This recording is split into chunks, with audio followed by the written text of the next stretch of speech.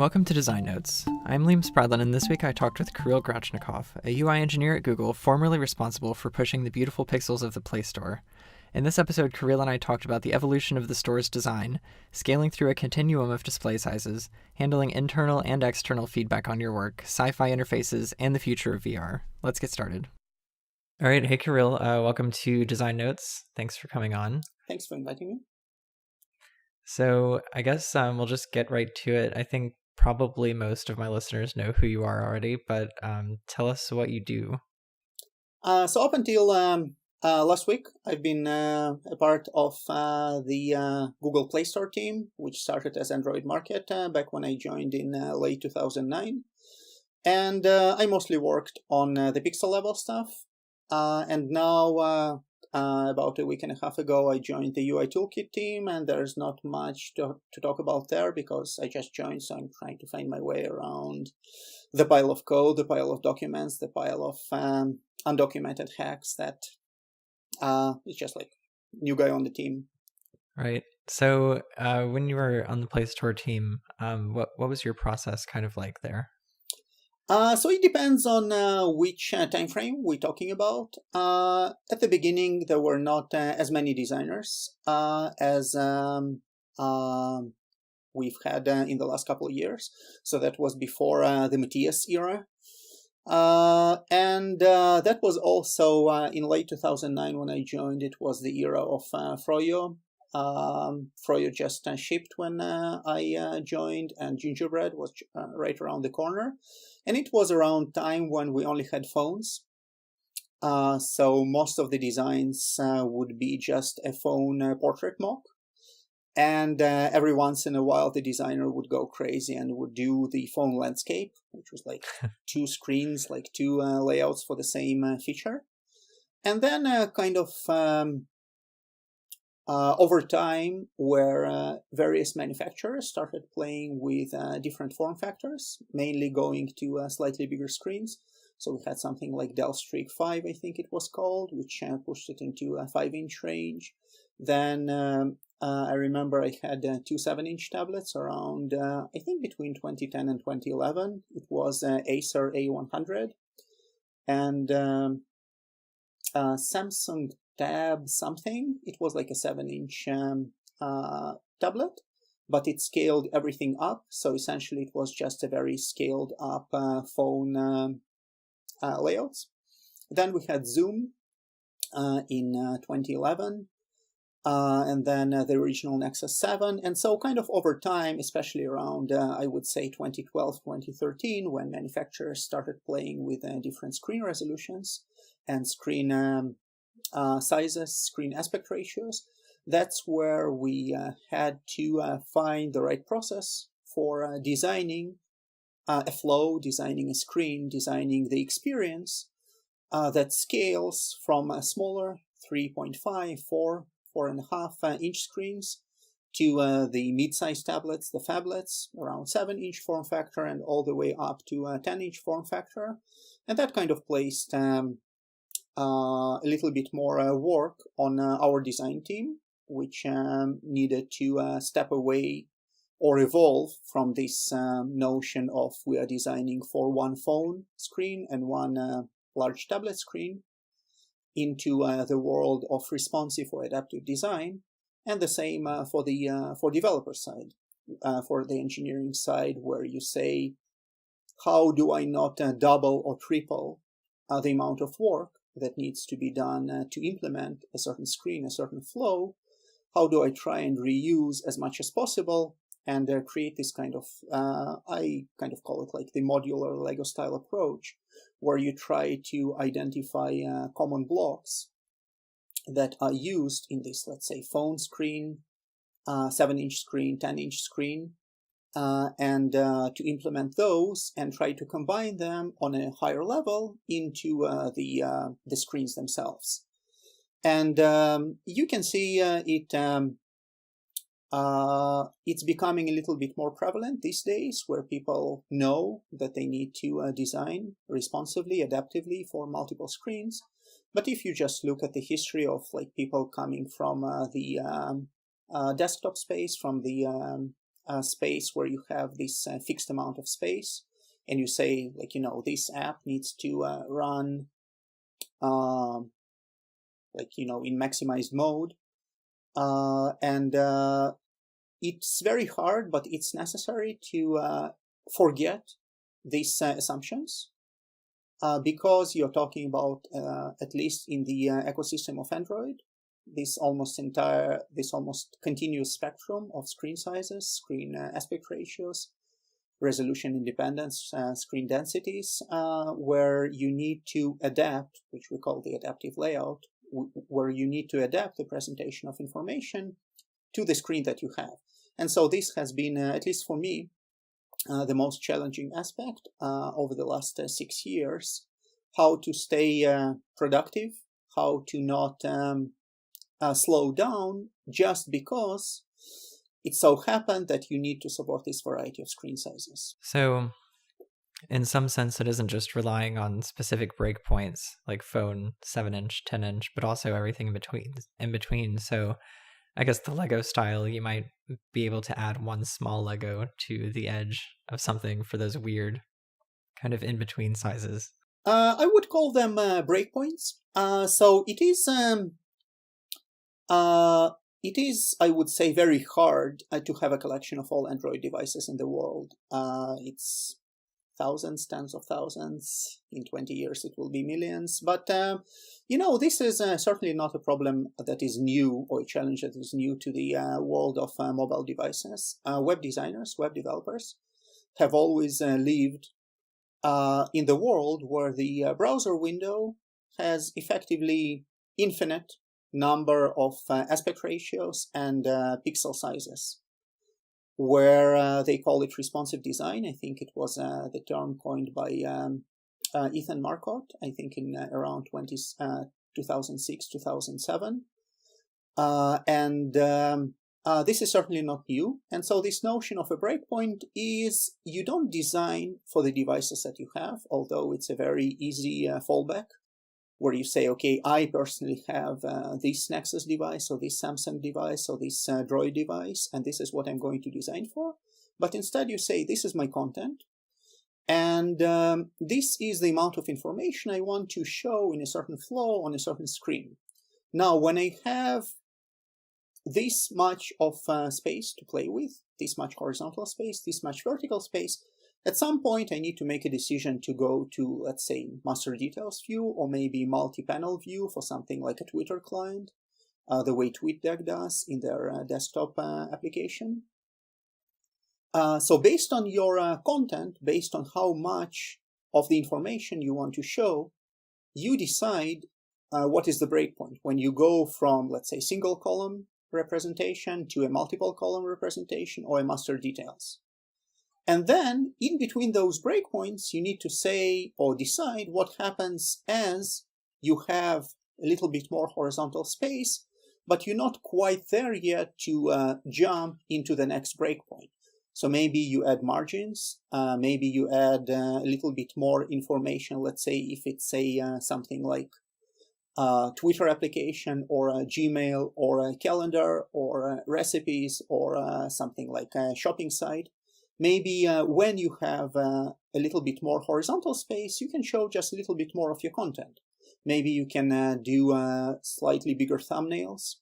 Maybe you can display just a little bit more of the title or subtitle or whatever of your content. Or maybe you can just display a little bit more of that content without requiring the user to go into the full details page of whatever happens to be that you show in the app. Right. And so I guess we've kind of touched on it already, but the relationship between UI engineering and design, and of course all the other hands that go into the process as well. How would you say that typically plays out? So I would say that if you have enough money to throw at the problem, if it's not like, just one person doing some kind of startup, it involves product people, it involves designers, and it involves engineers. And in an ideal world, everybody is involved from the very beginning. So from the product perspective, and this is something that is of particular interest to me recently. There's been such a great explosion in the mobile ecosystem around us, not necessarily just in Android, but in general, where there's so many mobile screens around us of so many different form factors, screen sizes, with so many sensors in them, that you cannot just stay kind of static. You have to see where people are taking your products, because you had a certain idea of how your products, how your platform, how your products are used, and then people start using them in somewhat different ways. So you need to follow where people are going, and you want to at the same time maybe shape the story that you are telling with your devices, with your platform. And this is where the product people come into the picture, where you want to see how you evolve the product, how you adapt to the changing needs of the market, and how you try and shape the market as you go. On the design side, it's how do you operate within these really very small screens. Even if you look at something like Nexus 5, Nexus 6, Nexus 5X, 6P, iPhones, Microsoft devices, they are still really, really tiny screens. If you compare it to what was prevalent 20 years ago, 15 years ago, even 10 years ago, where you're talking about these 17-inch laptops, however heavy they were. And when you compare them to the CRT monitors, 20, 22-inch screens, those were like really big screens.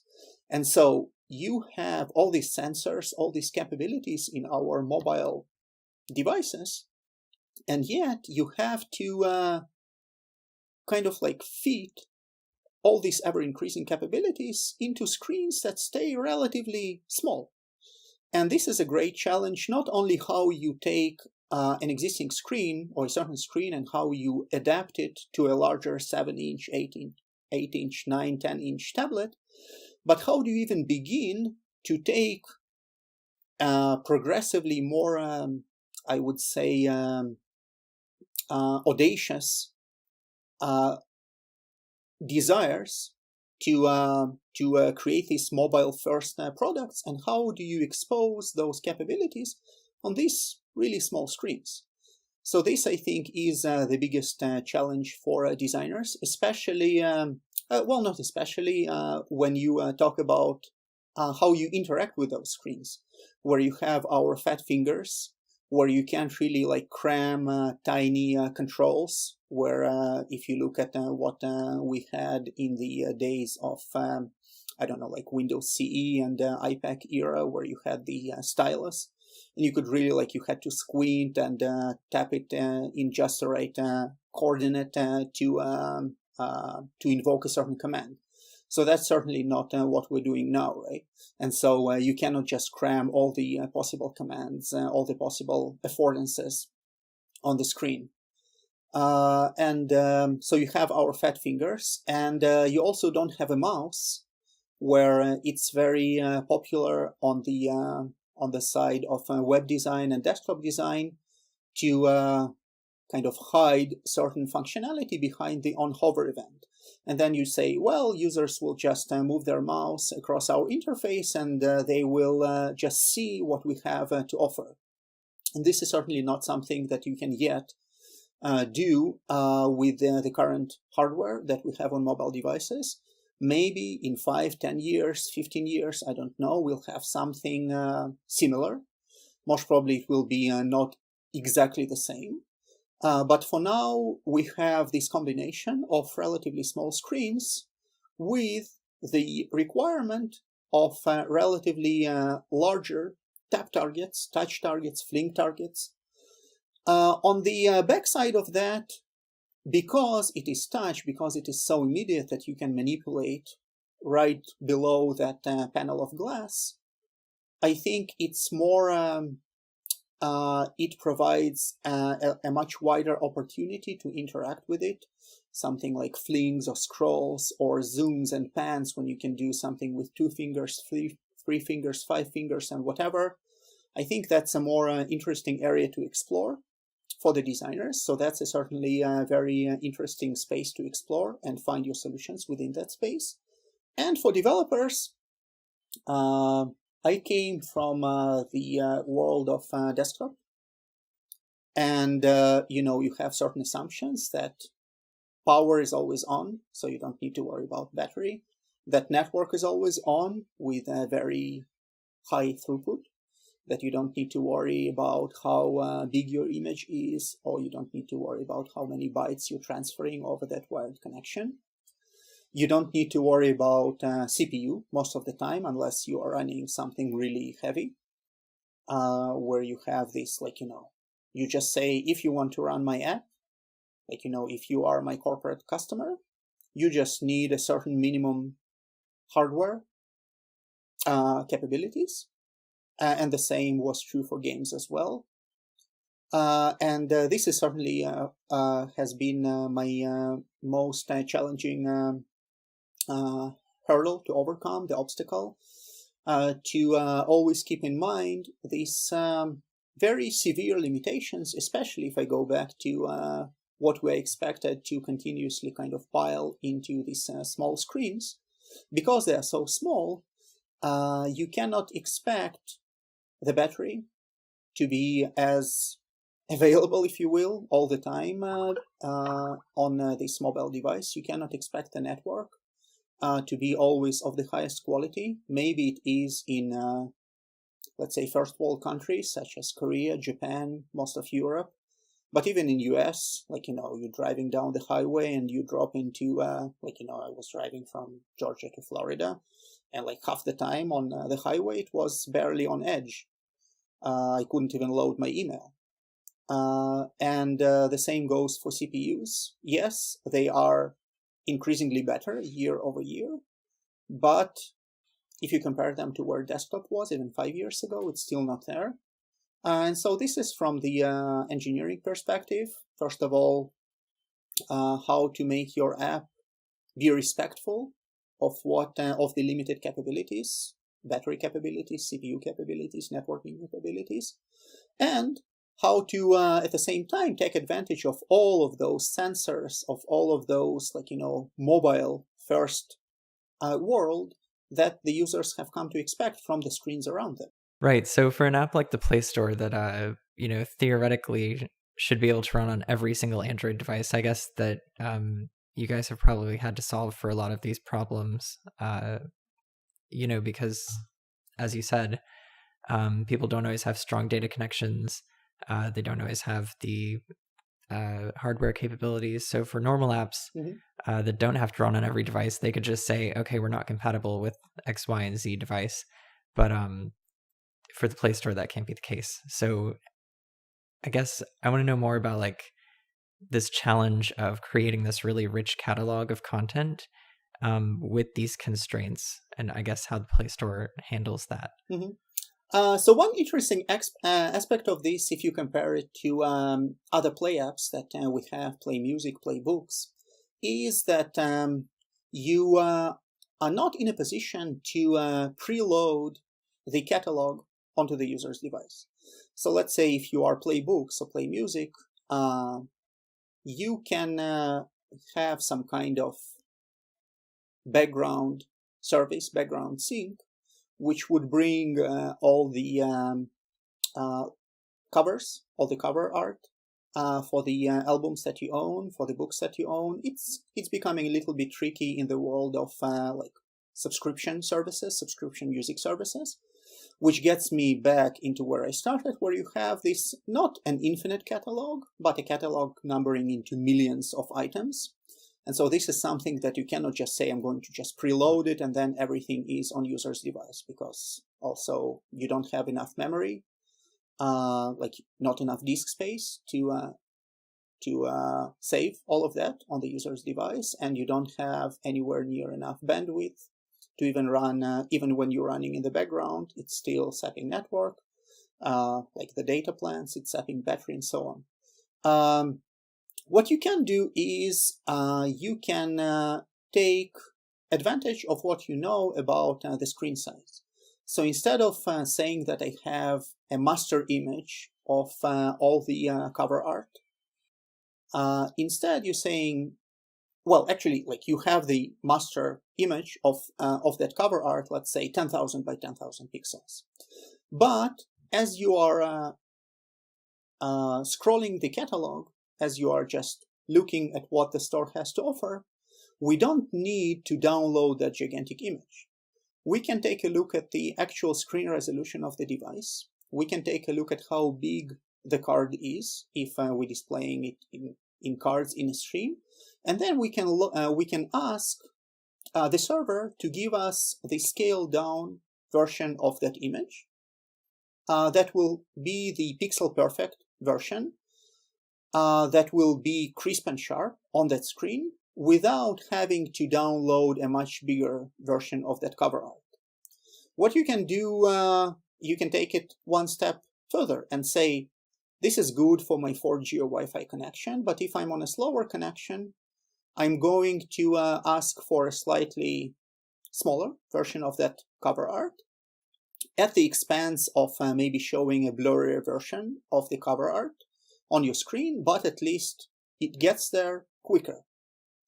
You can take a look at what is the minimum amount of information needed to construct the content on your current screen.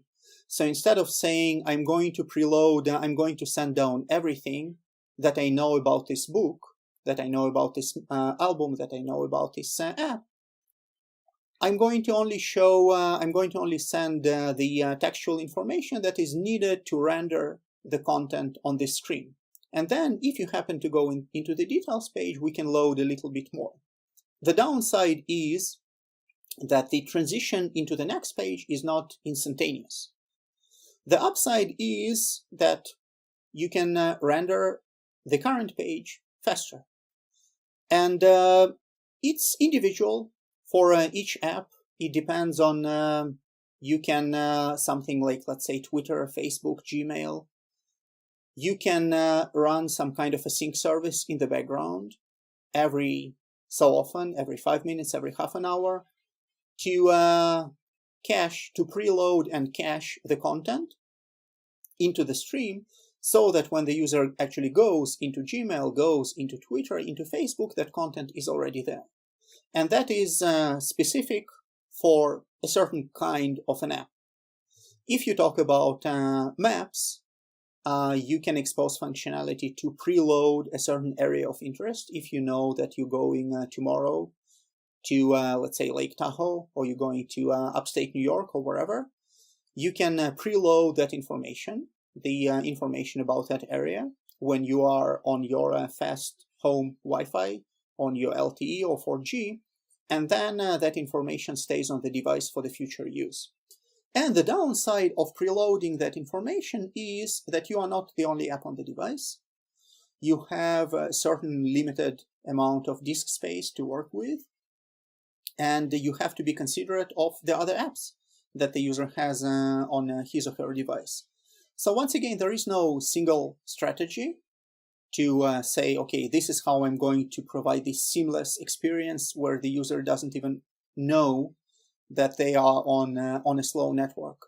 And in some cases, it's a hard problem to solve because every solution has significant negative consequences. Negative consequences for the amount of disk space that it requires, for the amount of background network consumption that it requires, and so on. And so this is why you need to know what is involved, and to make hard decisions, to make trade-offs. So kind of working with the user, getting as far as you can towards good stewardship of the resources that they have, while also kind of relying on them to make those decisions for their devices. And I guess kind of changing gears a little bit, I know that you've written in the past about designers and their designs, and engineers and their code, and basically anyone in their work, and kind of decoupling the two. This is something that I'm interested in, especially so for like design feedback. So giving feedback to the design, not the designer. right? I guess if you just want to like speak to that a little bit, I think it's an interesting idea because I think it's really easy to, as someone who's working on something that you really enjoy a lot, to become invested in that with your identity. So that's just an interesting topic. So I think that would go back to what I mentioned, and maybe I didn't go in deep enough into that, where I talked about product people, design people, and engineering people that need to be collaborating and being involved from the very beginning. So that goes back to that. I don't think it's very healthy to expect some kind of a waterfall process where product people go on to their some kind of a sprint and they come back with a fixed set of requirements for the next version, and then they disappear, and then designers take over and translate those requirements into certain flows, certain screens, and they create pixel perfects for all the screens, and they are done and they disappear. And then engineering takes those pixel perfects and implements them, puts them on the screen, and then the next iteration of the waterfall happens. So this is not a very healthy process because there is no immediate feedback. You need to have everybody involved and everybody taking ownership of every stage, because there are certain points where you have to have feedback from everybody involved. Engineering can provide valuable feedback of something that is just too heavy for the system to handle. Maybe it will be better in 2 years, 3 years. But right now we have to live with certain limitations of the platform or limitations of the hardware capabilities, limitations of the existing networks, and so on. Design can certainly come in and say that some things just don't make sense from the interaction perspective. Even before the pixel perfects, we need to create something that people can understand without having to go through the some kind of like, you can't expect people to read the full manual of any electronics, of any modern electronics device. And the same way, you cannot expect people to read your onboarding tutorials, like screen after screen after screen. People are conditioned, if you will, by themselves, by other products around them, to just be able to pick up anything. It can be digital or it can be physical, and just be able to understand and be able to use it immediately. Maybe not become very proficient at it, but certainly usability is a very big part of any mobile system, any mobile platform around us, every desktop platform around us, every web platform around us. And so from this perspective, it absolutely, if you can afford it, not everybody can afford it if you're talking about smaller startups, but if you can afford it, then everybody needs to take ownership and everybody needs to collaborate from the very beginning.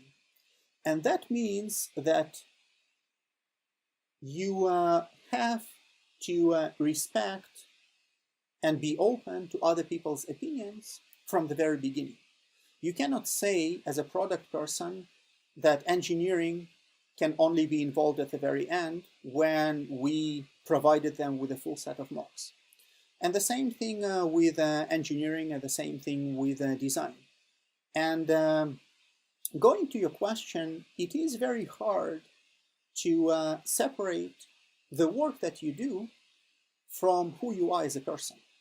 You work on a certain thing for days, for weeks, for months, for years, and it kind of becomes a part of how you identify yourself. Because, we spend 8, 9, 10 hours a day, day after day, week after week, working on something, and it becomes kind of like, I am this thing. And so when this thing gets criticized, and it will get criticized because I don't think there's any single person in the world that can kind of like sequester himself or herself in a white room and then come out with something that is just perfect, that doesn't need any iterations, that just lives forever, for however you define that forever. It is always a process where people come up with different ideas, people discuss them, and then it gets put out into the world of real usage with real users. And you see how it gets used, how it gets misused or abused, and you see where did I make maybe incorrect assumptions, or maybe the assumptions were correct, but in the meanwhile, the ecosystem around us has changed, has evolved because of the competition, or maybe because of your other products. And this is where you need to try your best to take criticism that is targeting not you as a person who made a certain decision or as a person who made a certain suggestion, but the criticism that is targeted at the suggestion itself, that you just might have missed a certain aspect. And you just say, yes, it's not that I'm bad at what I do, it's just that I missed it, and I'll try next time to remember it.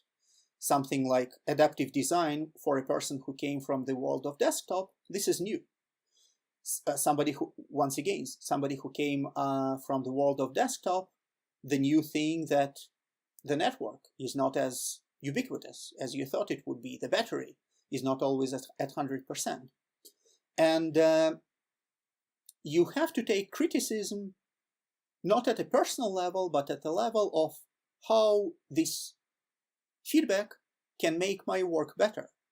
And on the other side, the criticism or the feedback that you provide has to be directed not at the person, but at the idea itself. So I think the most important thing here is to be able to criticize idea and to be able to have your idea criticized in a manner that is very objective, where the object is the idea, and not very subjective, where the subject is you who came up with that idea. And because in my ideal world, the process of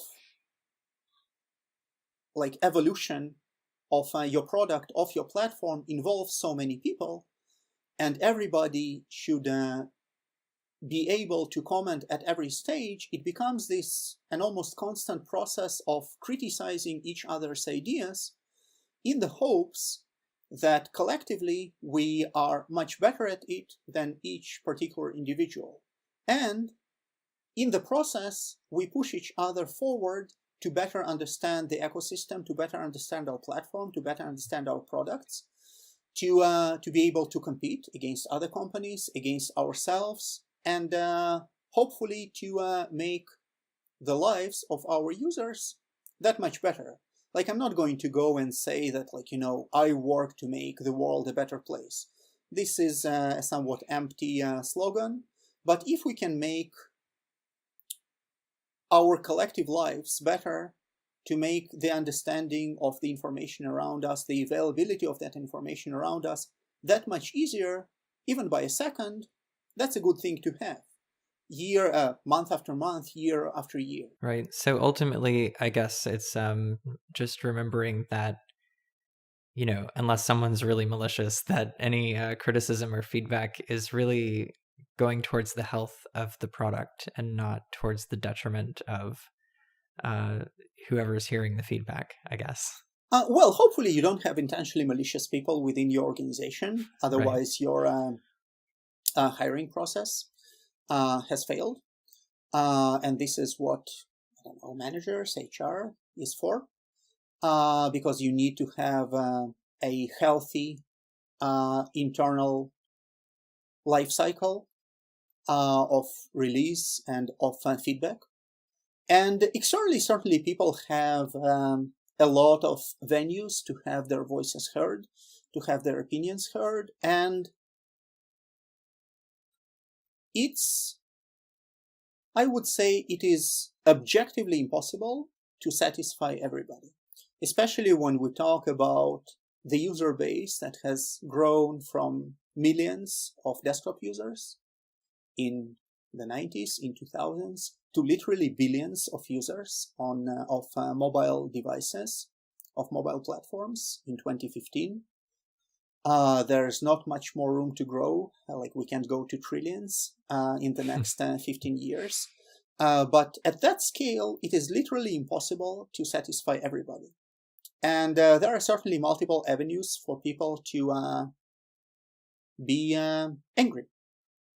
And some people have stronger voices because they are better at communicating their opinions.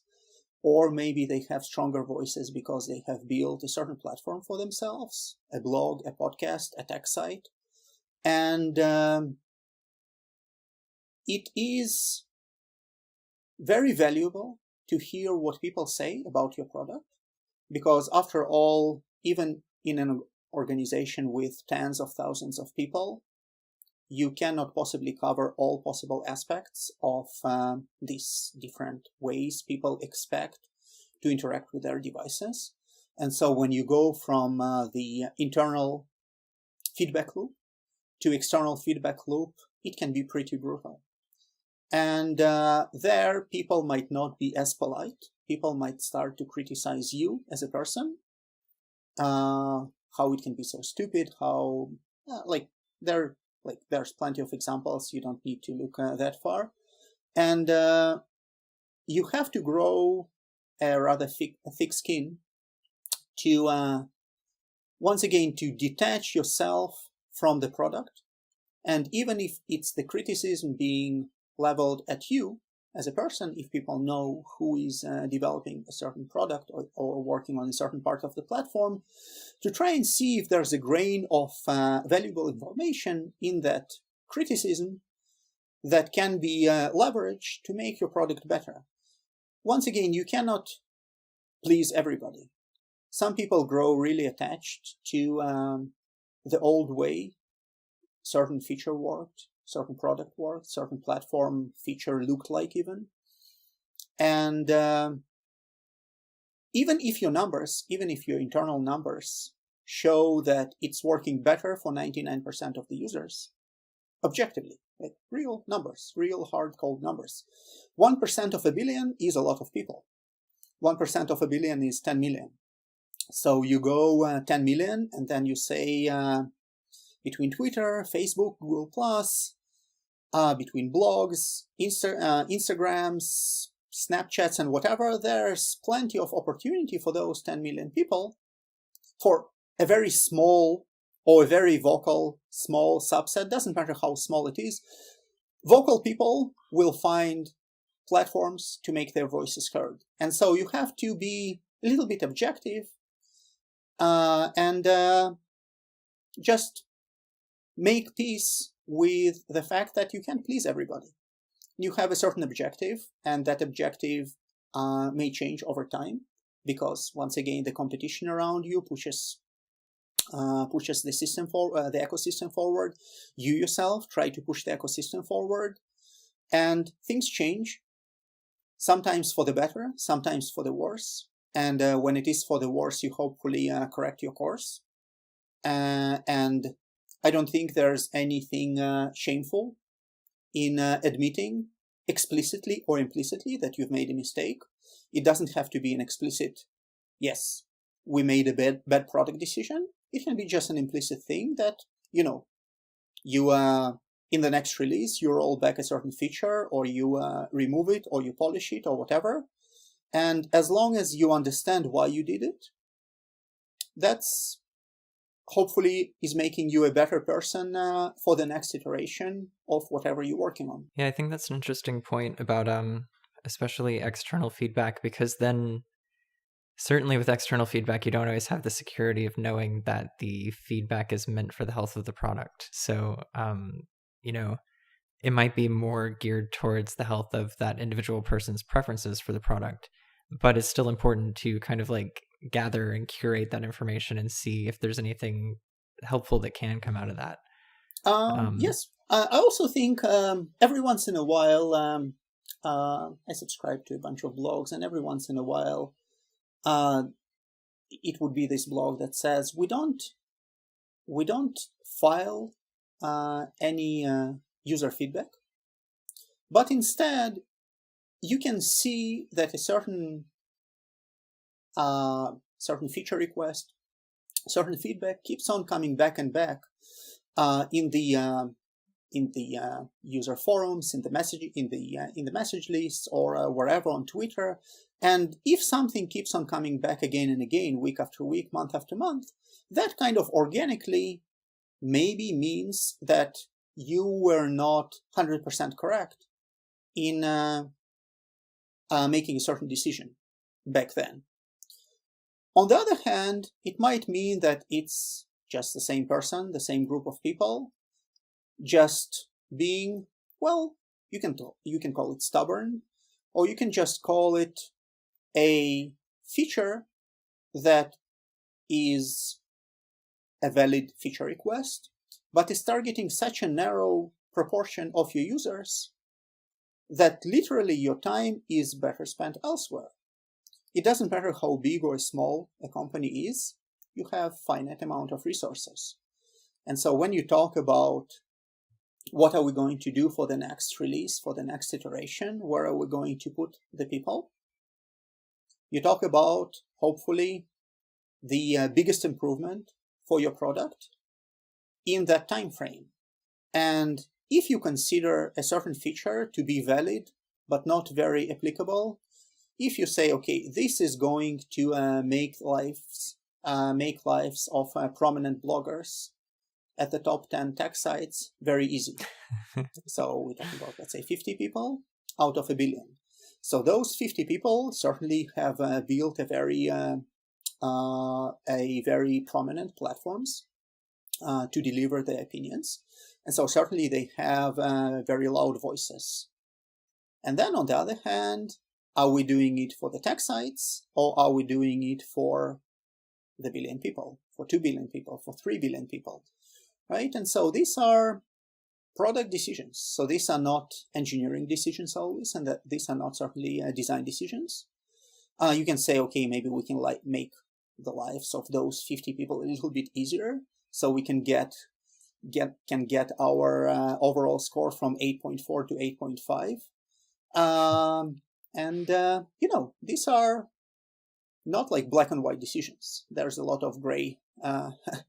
There's a lot of gray color in that area. Right, and like you said, it's just objectively impossible to please everyone, because that's the kind of current model of designing apps, and I guess product design too, to a certain extent, is designing something that will help the greatest number of people while implicitly acknowledging the fact that there are other people who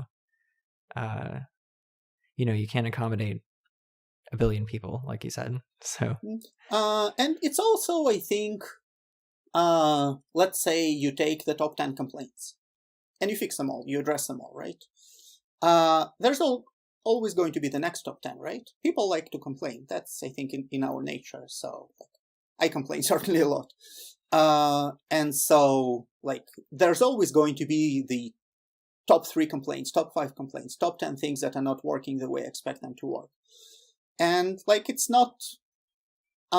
just not something that you can win, in a sense that at some point you say, okay, this is 2017, we won and we have 0 negative feedback. That's just not going to happen. But every complaint needs to be judged, hopefully objectively, on how many users it affects and how much it affects that user population. If it affects only people who run The Verge, Android Police, TechMeme, or whatever, it's a valid user segment, of course, but maybe it's not a lot of people. Or maybe it is maybe it is a bug that is very easily reproducible. If you know just when to rotate the device and then double tap or whatever, it might be affecting everybody. But it's such a rare occurrence that you actually have to actively try and crash the app. So crash is not good, but if the relative chance of that happening is not that great, then maybe we can bump it down from P0 to P1. That makes sense. That's interesting, an interesting way of kind of triaging what changes need to be made. I guess switching into something completely different, one thing that I did want to talk to you about is sci-fi interfaces. I know that you have done some really cool interviews with the folks who are involved in production and design of fictional interfaces for movies and things like that. So I guess I just want to talk about, like, first, how you think about the design of those things, because it's interesting to me that they're meant to be fictional, but at the same time there's design that goes into them to consider, like, how might this interface actually work, or what should this look like for the context of where it's being used and what it's supposed to be. So I don't know if there's a question in there, but if you just want to talk about it. So that's certainly been at the intersection of my professional life as a software developer, mostly working on the pixel level stuff, and my big hobby of watching movies. I've been watching movies for quite a while. I've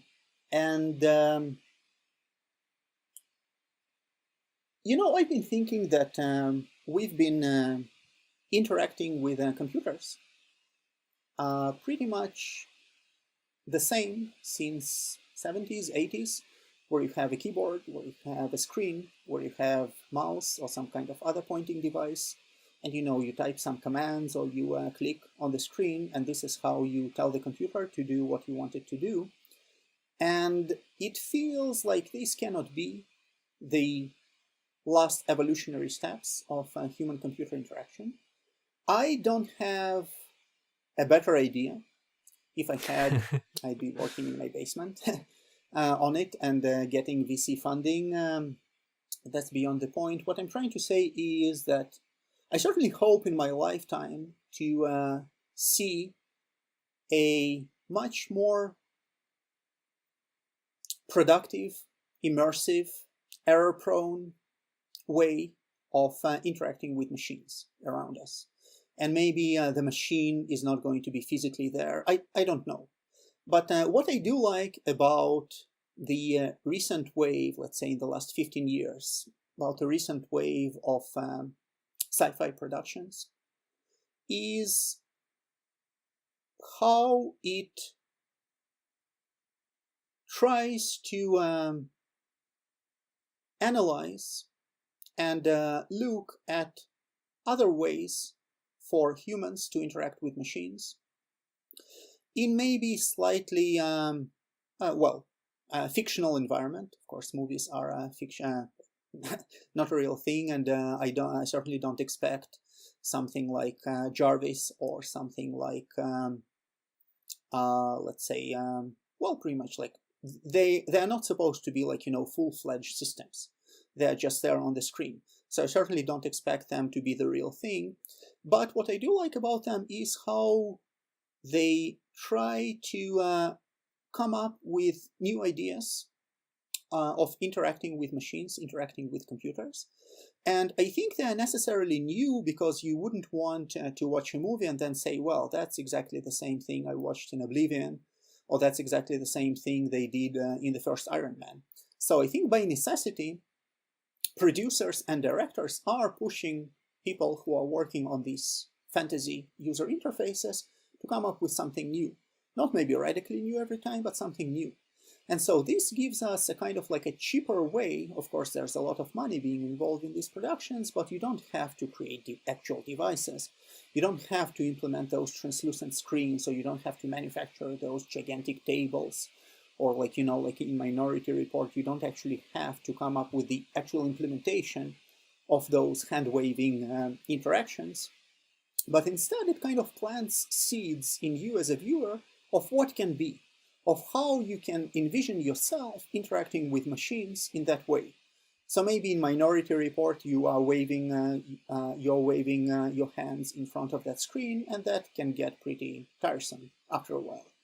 Or maybe in Avengers, where they are looking for example, Iron Man and the Hulk, where Tony Stark and Dr. Banner are in that lab, and they each have a translucent screen in front of them, and they're kind of like talking through the screens. So that's great for the storytelling perspective, that you have those very expensive actors actually there in the frame, so you are getting good return on your money as the director, as the producer. And then you say, well, that looks great, but maybe it's not good if I want to actually concentrate on the screen, right? That I see somebody moving beyond the screen, and maybe you say, okay, maybe I can play with opacity or something like that, or it can even automatically detect that somebody is moving and dim down that translucency or something like that. Or as in Her, where in the movie Her, where everything is voice activated, and you have this kind of invisible companion in your breast pocket.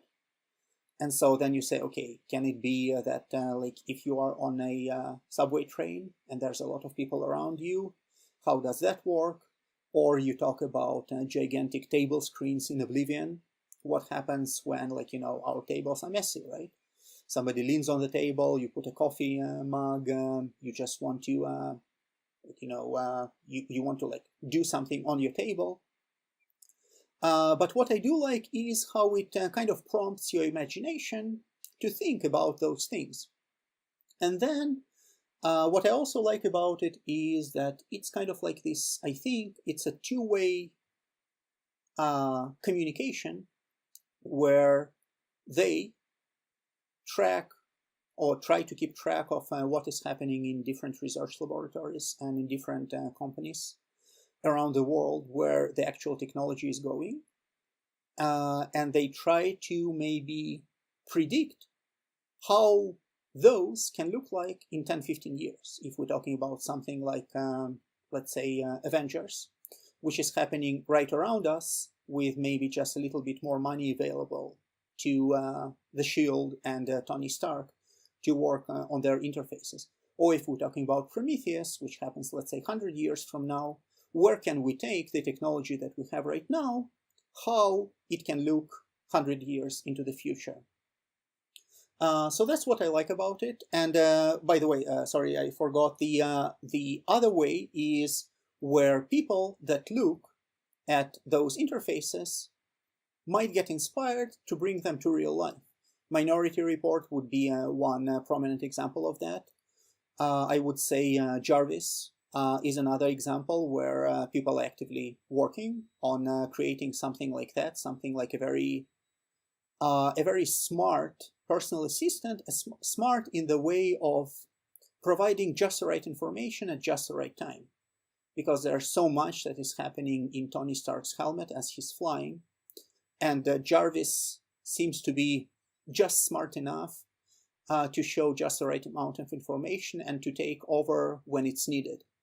And I think this is what I like about it, that it allows us to not only to think about certain other ways of interacting with machines, but actually see how it can look like, even right. if you so they're kind of like very public really design explorations, essentially.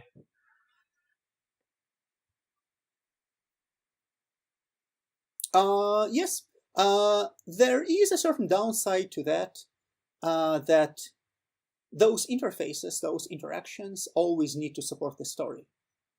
And so you not always get kind of real life scenarios.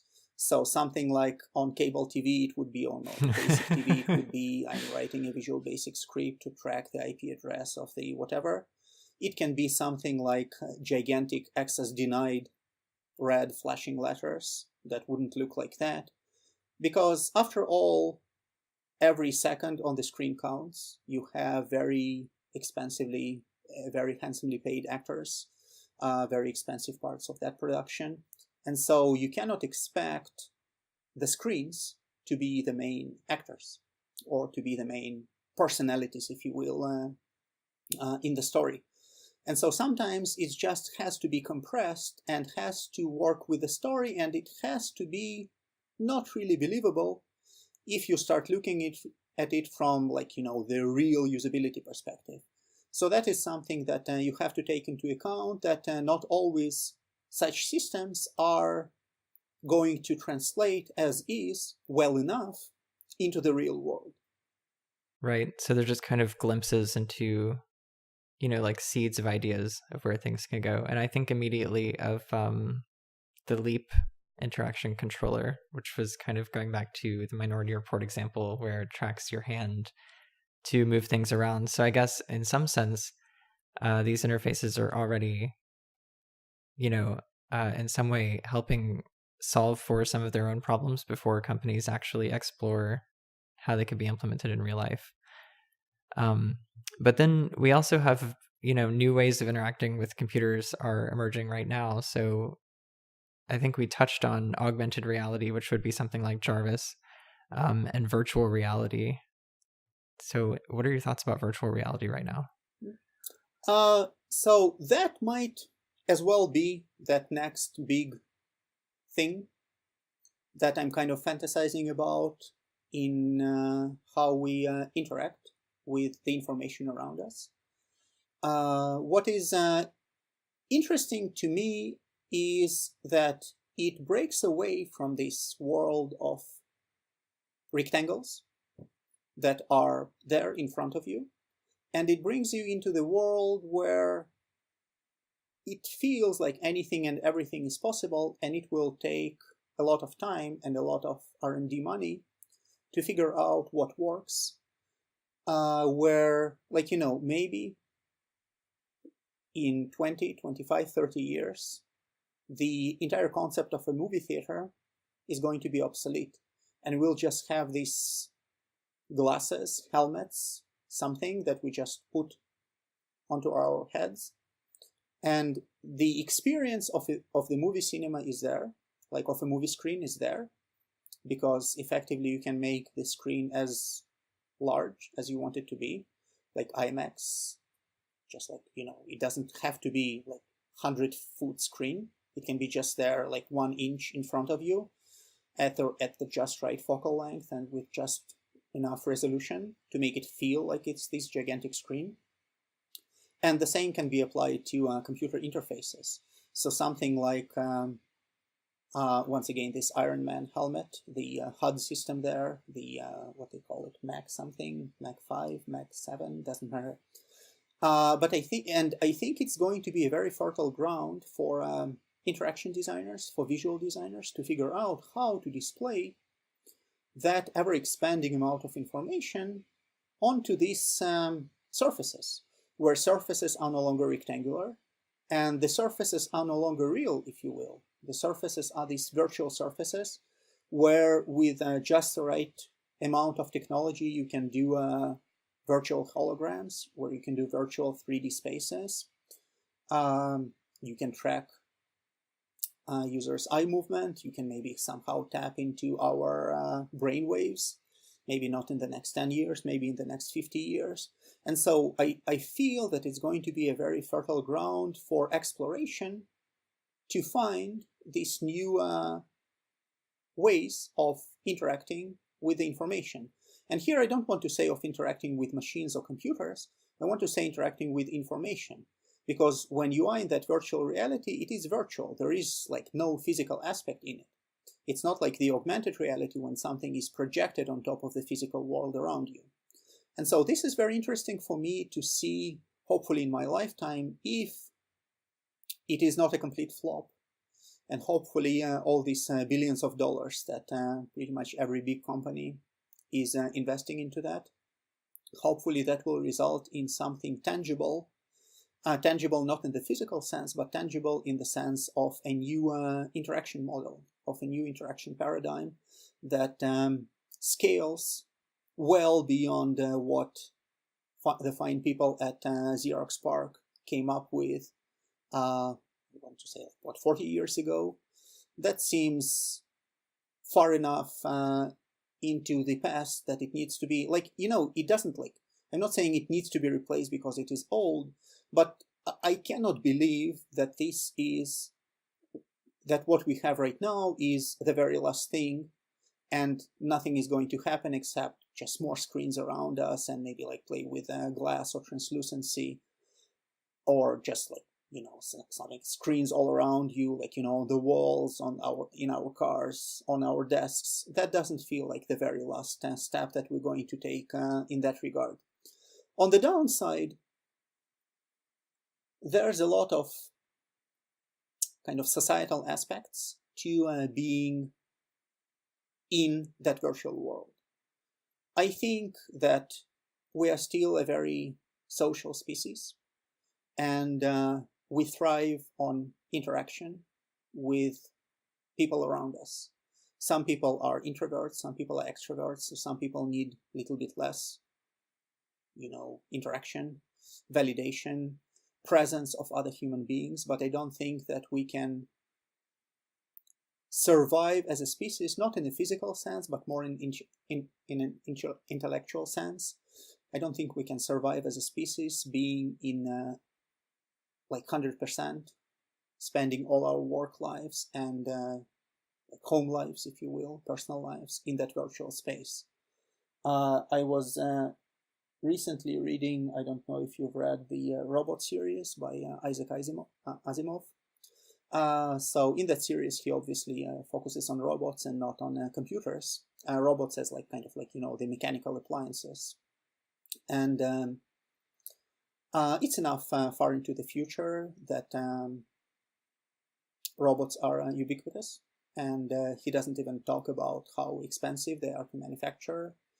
And so there's this planet, Solaria, where there's about 20,000 people, and the robots outnumber people 10,000 to 1. So everybody gets 10,000 robots on average.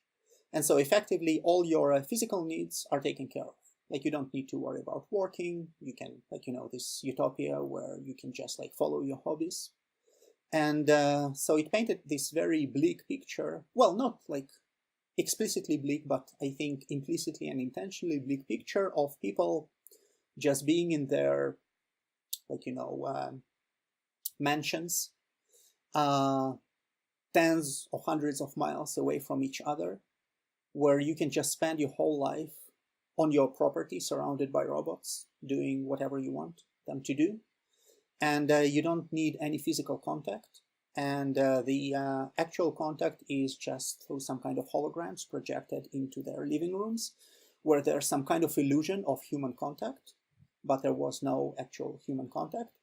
And that brought me back to the world of the movie Her, which also has painted this very, I think, intentionally bleak picture where you have this invisible companion in your pocket that can provide a very stimulating conversation and, guess what you are going to say, or just be there for you whenever you need it to be. And I was thinking about how bleak of a picture it's painting for us as a species, where everyone was just walking around with that Scarlett Johansson voice in their breast pockets. And this would be my main, well, not necessarily objection, but my main concern about pure virtual reality-based interaction with information around us, how closed it's going to be from that perspective. So that's a rather long answer. Yeah, I mean, it's interesting to think about.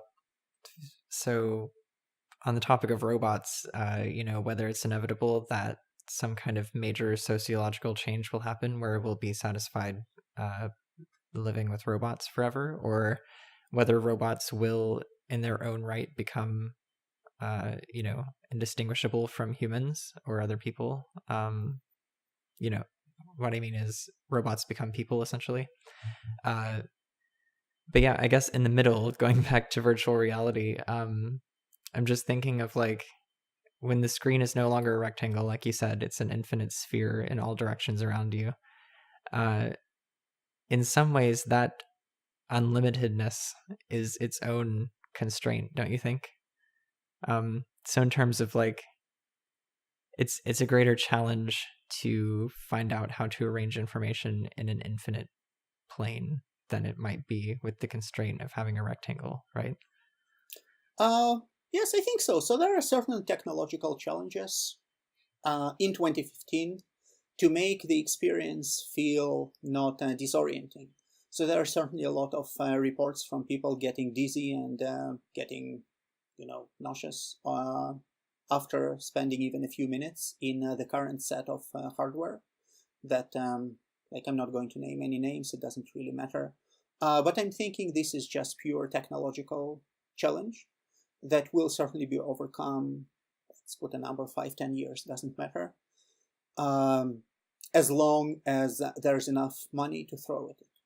I think the world of technology has shown since the earlier days of Gordon Moore that if there's enough money in the game, I guess it's just the capitalism at work. If there's enough money to be made, solutions will be found. So I think that's just pure technological problem to be solved by whatever companies think there's enough money to be made down the road. And to your question, that would be a very interesting and a very deep field for interaction designers, for motion designers, for experience designers. There's certainly, I think, going to be new kinds of designers to figure out kind of a cookbook of recipes, a cookbook of, or maybe like a Lego book of modules that will combine together to come up with solutions to individual specific problems. So maybe when you're writing code, it will be quite different from when you are designing a building. Or maybe we are not going to be writing code anymore. Maybe it will be just tell the computer what to do, and it will just do it for us, which brings us into very uncomfortable worlds of the Terminator and the machine intelligence realizing whatever it's called, getting what's it called, self-conscious or whatever, realizing that it exists and taking over. We don't need tiny humans, and that certainly has been explored in the world of sci-fi literature, in the world of sci-fi movies. So back to my main point is that it's going to take years. If virtual reality is going to be the next frontier, and the big money will follow, the big money from the perspective of those billions of users that will pay however many hundreds of dollars. I think if you just look at the last however many years in all consumer electronics, is that the base price remains the same for television sets, for cars, for computers, for mobile devices, more or less. Mobile phones were pretty expensive, in the 80s and the 90s. But overall, I think when you have billions of people willing to give you hundreds of dollars every year to purchase your hardware, your software, your services, I'm not sure what will exactly be the blend of these three in the world of virtual reality. But when you literally have hundreds of billions of dollars to be made every year, there's going to be a lot of interest from commercial companies, from startups, from individual innovators to grab a slice of that pie, which is why I think capitalism works well in that particular regard. And when there's a lot of money to be made, I think there's going to be a lot of bright, young, old, in-between minds that will be attacking different parts of that problem, because it's going to be such a diverse, such a deep problem space to be attacking. Yeah, I think that's why it's exciting to see so many companies getting into VR right now. Even if one of their particular solutions doesn't work, the fact that there are so many people working on it is encouraging. So I'm looking forward to that, and hopefully at some point in my life exploring the design challenges that virtual reality will inevitably introduce. So Yeah, I think so. I also think that tech press is very harsh sometimes to ridicule or to pile very critical pieces onto exploration project onto R&D projects that have not worked out at mass scale as well as whoever thought they were. However, it was going to everything needs to be a billion user market, everything needs to be $100 billion market. That's not how it works, and that's not how it ever worked in the technology market, right? Like you look at back all the way down to IBM days, all the way to the 70s, the 60s, the 80s. Certainly the landscape of technological innovation is littered with a lot of money being lost in projects, in hardware projects, in software projects in between that were very ambitious, but never really materialized their potential for whatever reasons. And so I think that, I'm not going to tell tech press that you are bad, but sometimes we have to make a lot of mistakes, however costly they might be, however many people, unfortunately, are going to lose their jobs, or maybe they will transition to other projects. I'm not cheering for anybody to fail for any particular company or for any particular product, but I think it's just the price that we need to pay, we as a society, that we need to pay for that technological innovation. Otherwise, we just stagnate. And maybe, maybe some people will cheer that up, the technological stagnation. Hopefully, these people are in the minority, in the sense that they, everybody votes with their wallets. And hopefully people will continue to vote with their wallets for the entire overall progress of the tech industry. And we as a tech industry need to be aware enough of, the downsides. Nobody wants to be the Skynet inventor. Right, exactly. So I guess it goes back to keeping the overall health of the idea in mind whenever we consider, whether something will fail or succeed, or whether we like it or don't like it, or something like that. But yeah, I guess that kind of wraps it up for this episode. Thanks for coming on. Yeah, thanks for inviting me. It's been a pleasure. Yeah, hopefully we'll get together in the future once, VR has taken over everything. Yeah, that might take a while. Maybe a little sooner than that. All right. Cool. So yeah, until next time. Thank you. And I'm looking forward to your next episodes. Yeah, thanks. Yeah, thanks. Yeah, thanks. Yeah, thanks. Yeah, thanks. Yeah, thanks.